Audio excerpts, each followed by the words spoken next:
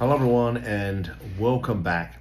In this video I'm going to talk to you about filing a Marchman Act when somebody is not only in jail but potentially pending sentencing to the state penitentiary. So let me give you the framework for this situation. So in the past I've told you that if you have a loved one with a long standing history of behavioral health issues, substance use, a mental illness, if God forbid something tragic doesn't happen to them, and if you don't do something about this, in other words, take control of this out of control situation, that at some point the state is very likely to step in, either through the criminal justice system, right, like this particular situation, or through the mental health system, which means the Baker Act and ending up in a state hospital, potentially for years and years and years. So in this instance, this individual had been arrested, I think it was like the third or fourth DUI.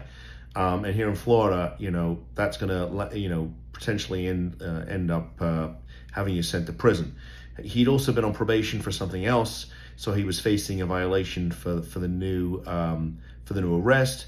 The probation violation in and of itself probably carried up to at least a year in the county jail, and a couple of other small misdemeanor cases. But long story short is this individual is almost certainly going to end up in the state penitentiary. And the family had called us, and just a heartbreaking situation where the family had said to us, I think we're finally ready to do something. And we said to them, but it's too late. It's too late to do something. And they said, we don't understand. I said, this individual, your family member, is going to go to prison. They're going to end up in a state penitentiary. I would, based on my experience as a former prosecutor, I would say somewhere between the next 3 to 7 years is when is going to be their length of incarceration in a state penitentiary.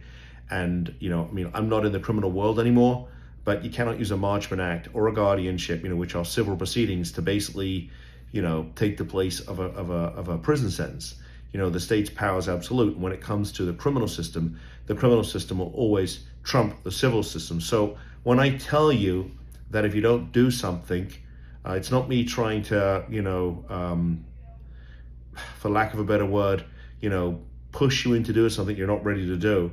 It's me trying to explain to you, the consequences of not doing something, because causes have effects and effects have consequences. And unfortunately for this family, the consequence of delaying doing something, while their loved one was getting in trouble, getting arrested, getting put on probation, is that he's going to go to prison for a significant period of time.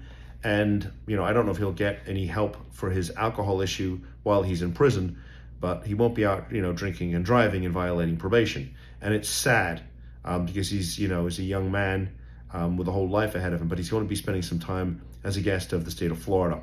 So I wanted to share that with you so you understand when I tell you the state will step in, this is one of the ways the state can step in and will step in if you don't take control of the situation.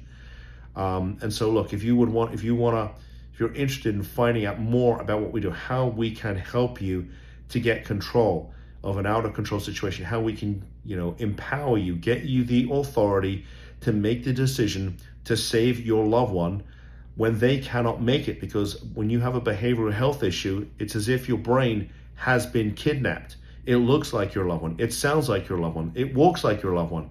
But I promise you, it's not your loved one who's running the show over there. It's their disease.